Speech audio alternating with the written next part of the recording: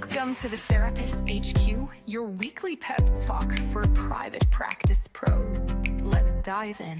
Hello, and welcome back to the Therapist HQ podcast. My name is Alicia, and I am so glad that you're here, and I'm so glad that you are choosing to spend this time with me for our weekly private practice pep talk together. Okay, so we're going to just dive right in. So today's episode, I've been thinking a lot about where we are in the year and the fact that we are quietly, sort of sneakily, hitting the halfway point of the year. I'm really not sure how that happened. I feel like January was seriously 3 weeks ago, but yet here we are, and we're really staring down the neck of the latter half of the year. And so that is what I want to talk about today, because this midway point, I think, is one of the most underused and undervalued moments in a private practice owner's year. See, we tend to do like all of our reflecting and goal setting in December and January. New year, new us, right? We make these really big, beautiful plans. We set our intentions. Maybe we even write them in a planner that we very specifically and methodically buy for that purpose.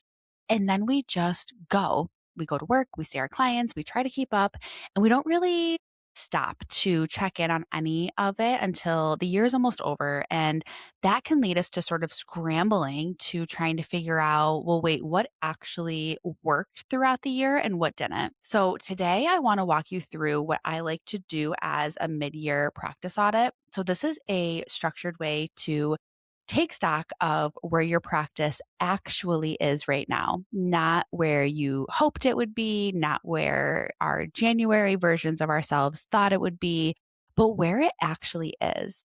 And then to figure out, what do we need to shift for the second half of the year to move the needle closer to these goals and these intentions that we're setting for ourselves. This is going to be useful information for you, whether you are brand new and just got your practice off the ground within the last few months, whether you're actively in the building phase and trying to fill your caseload, or whether you've been doing this for a while and you just want to make sure that you're not running on autopilot and missing some really important key indicators for yourself. The really cool thing about private practice audits in general is that every single stage of practice benefits from this kind of check-in. So let's get into it. The first thing that I want you to look at is your numbers. Okay, I know we're really starting off strong here. A lot of us, I think, can feel like numbers just feel like the least fun part of running a practice. We certainly did not go to grad school to look at spreadsheets, enter things into spreadsheets.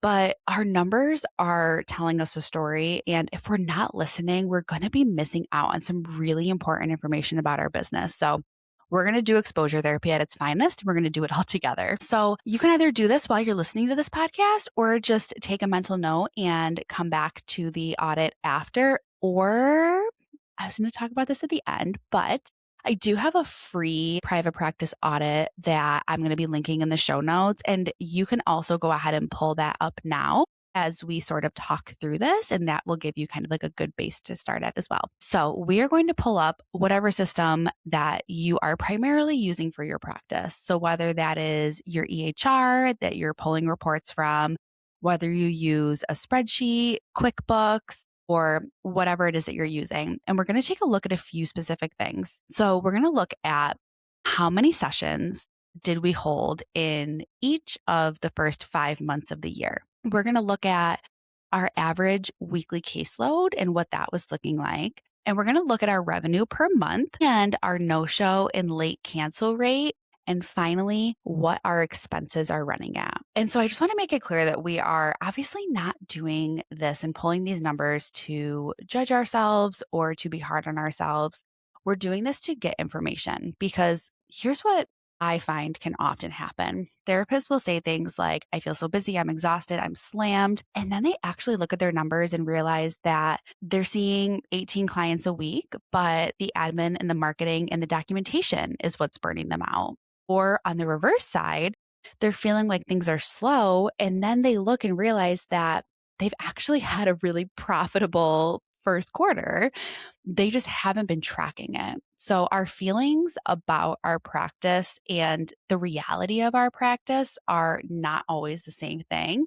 And so the numbers can help us to really see this clearly. So once we have our numbers in front of us, I want you to ask yourself, are these the numbers that I wanted to see at this point in the year? Did we set a revenue goal for ourselves in January, and are we on pace to meet it? And we can really just cut that revenue goal in half since we are just about at the halfway point of the year. If you wanted to be at a full caseload by summer, where are you actually at when we look at week to week right now? If you wanted your no-show or your cancellation rate to come down this year, is it trending downwards or did it already come down? And then this is a really important part.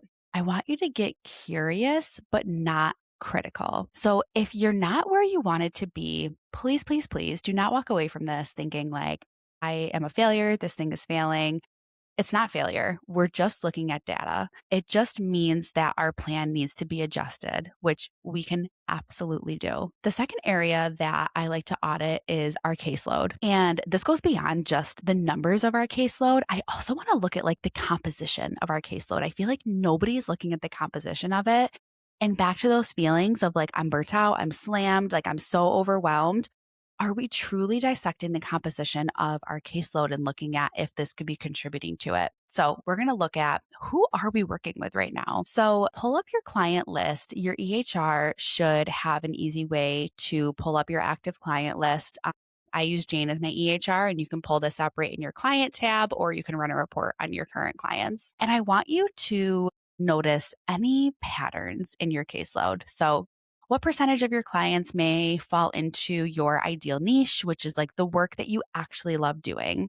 And what percentage of clients are ones that you took on when maybe you were just trying to fill spots and now you kind of see their name on the calendar and maybe have a little bit of dread about their sessions? How many are long-term and stable clients versus newer ones that are in the early phase of therapy? And how many are paying your current full fee versus a reduced fee that you set a while back, didn't put them on a contract for, never raised the rate for them, all of that? Again, this part can be a little uncomfortable because I know that we care so deeply about all of the clients that we work with. And I'm not saying that we're here to judge the clients on our caseload, but because the clients that we're working with right now are going to shape how we feel about our work. So if you're spending 40% of your week with clients who are outside of your niche, doing work that drains you, of course we're going to feel tired and overwhelmed.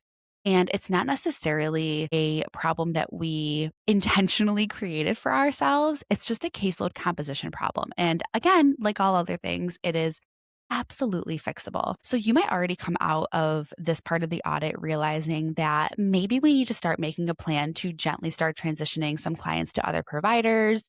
We need to update our fee structure, or that we actually want to lean harder into our niche and let our marketing reflect that going forward. The third area that I want you to look at is marketing and visibility. So again, in your EHR, you should be able to run a report on where your clients are coming from, how they're finding you. And if you haven't been keeping track of this with incoming clients, please, please, please make it a note to try to start that now. So you can either have this as a drop down on your inquiry form when clients first reach out to talk to you and set up a consult call, or you can simply ask them during their consult or make it a question in your intake of, hey, how did you hear about me? Or like, how did you find my practice? This is incredible data to have. So if you already have this data, we want to look at where our new clients are coming from. When someone reaches out, are you asking how they found you? Or does this need to be added into our process?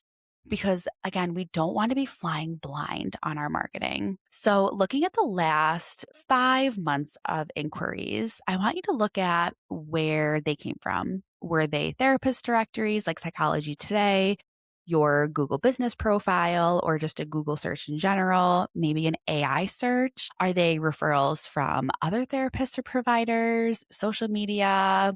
If most of your clients are coming from one source, that's really, really great information to know because it means that that source is working and because it means that we could be a little over reliant on it. I want you to also ask yourself what marketing activities you committed to in January that you are still doing. And what did you commit to that maybe you have abandoned or sort of left to the wayside? And I want you to be honest with yourself about this. You don't have to tell anybody this information except for you. Maybe you said that you would post on Instagram 3 times a week, but you've only posted 2 since March.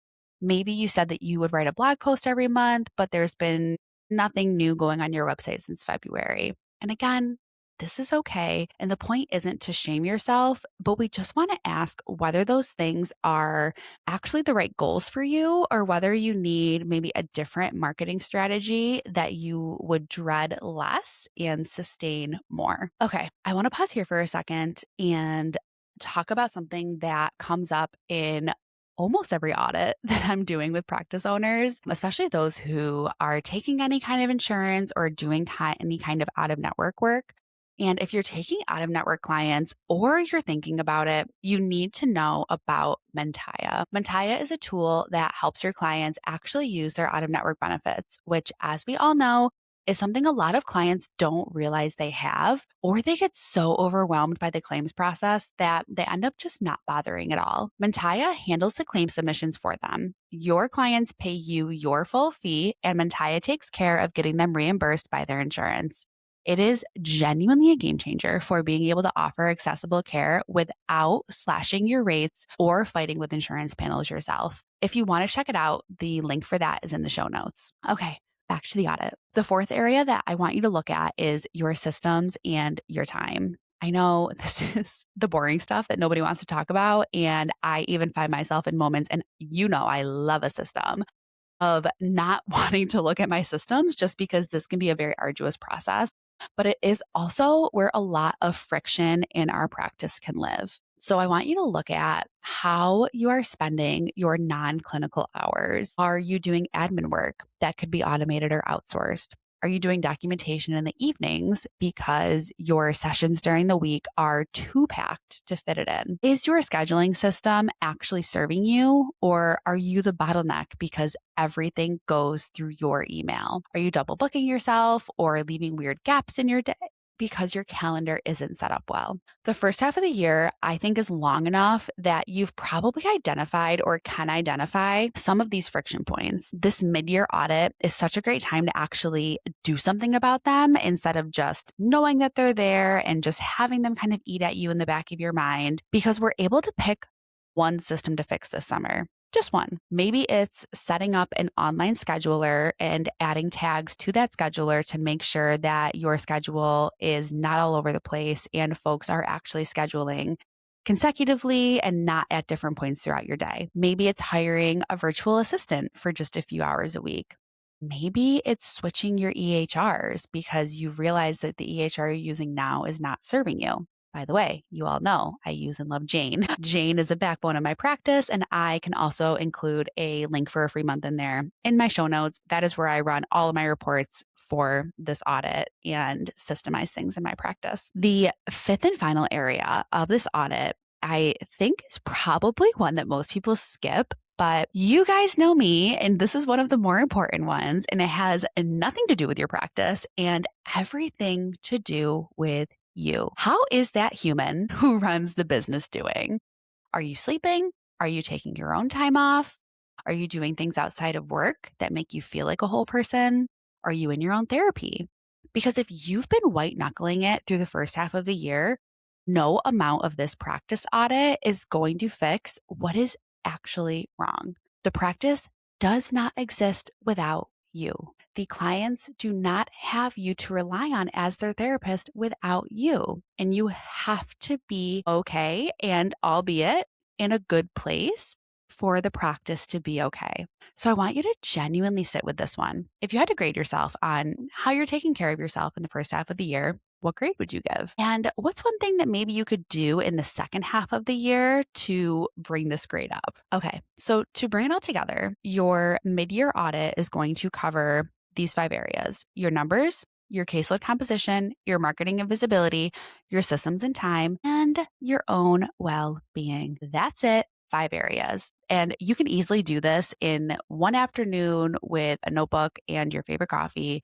You really do not need fancy framework, a course, a coaching call. This is all things that you can do on your own. You just have to be willing to actually look at the data. And here's what else I will say is that every single practice owner I've ever worked with, which is many, who does some version of this mid-year audit or mid-year check-in makes so much more thoughtful decisions in the second half of the year. They are going to stop chasing every shiny marketing idea. They're going to stop saying yes to clients who aren't a fit. They raise their rates, they take their PTO, they start treating their practice like the business that it is. If you want any help doing this, like I mentioned in the beginning of the episode, I actually have a free private practice audit that walks you through all of this in a really structured way. It has a really nifty, easy to use spreadsheet for you to use as well.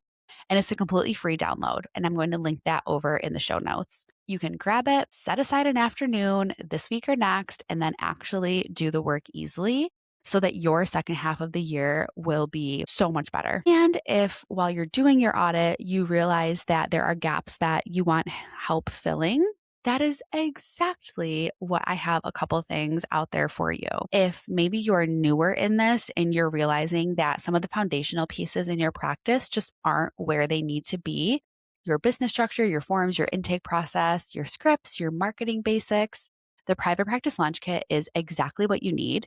So this is going to be a step-by-step walkthrough of building a practice from the ground up. Business setup, all the forms, all the scripts, marketing, all of it. So if your audit reveals that you've maybe been like duct taping this thing together, this is going to give you that real infrastructure. And if your audit reveals that what you really need is ongoing support, community accountability, and marketing help, the HQ community is exactly where that lives. So you are going to get weekly social media prompts so that you never have to stare at your Instagram ever again and wonder what to post. You're going to have a library of expert trainings, monthly blog and Google My Business posts, and your own custom sidekick, which is going to help you with admin tasks, marketing copy, creating all of these posts from the prompts that I give you, and so much more.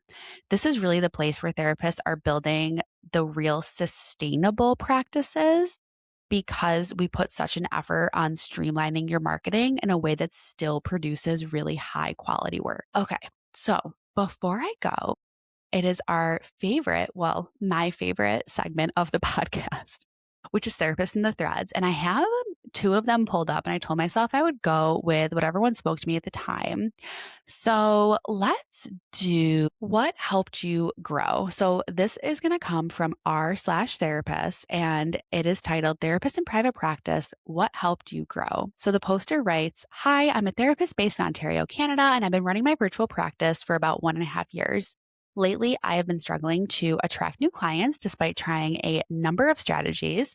I'm listed on several therapist directories, active on social media, and have invested in Google and Instagram ads. Despite all of this effort, things haven't picked up the way I'd hoped. I'm starting to feel burned out and overwhelmed, and I'm unsure what steps to take next. I would really appreciate any guidance or insight." One of the comments that I really, really agree with says, "You should really go deep on a specialty or niche and focus your whole marketing narrative on that." On Psychology Today, so many people make the mistake of trying to be a therapist for everyone. The secret is that specialists attract the most referrals. Be the number one person in Ontario for infidelity, OCD, lawyers. A friend did this with a specific occupation and doubled their client hours from 10 a week to 20 a week in 6 months. There's some really good guidance on this online, or you can try searching for this guidance as well. And in that comment thread, they also acknowledge that that is a really big decision to make. And it doesn't mean that you are bound to only treat that specialty, but that specialty drives your marketing. This next poster said, "The few things that helped my practice grow was a really great detailed website with therapist video introductions, being willing to share my knowledge at no cost." That one is so important, and we should probably do a whole episode on that eventually. "Allowing patients to self-schedule, including their intake appointments, and not requiring patients to schedule a consult call and allowing them to just schedule their full intake," which is also a really interesting piece of conversion that I think is becoming more popular. Okay, the last comment on this that I'm going to read is this poster says, "I would say mindset. Be prepared to work hard, whatever your niche is, and know that it takes time. Private practice is easy, but isn't always easy. You need to have the right mental frame to get through the slow start. Keep learning, keep adjusting, If you treat it like a short-term hustle, you'll burn out. But if you approach it like a serious business with a long-term mindset, you will build something sustainable. Hopefully, you guys can see why I went with that thread. I thought that was all super helpful information. And I love to see other people leaning in, especially to that niche work as well. All right, my friends, that is all for this week. Go do your mid-year audit. Be honest with yourself, be kind to yourself, and remember that you cannot run a thriving practice on autopilot. We have to actually look at what we're building and know that we are allowed to make changes and course correct. And it's not a failure, it is leadership and it is ensuring a profitable and sustainable practice, which is what every single one of you listening deserves. Always, always cheering for you. Thank you so much for spending this time with me. If this episode was helpful for you, please, please, please subscribe, leave a review, share it with a colleague. It is the best way to get these weekly pep talks in the hands of more therapists who may need it. All right, my friends, take care of yourselves, and I will see you next week.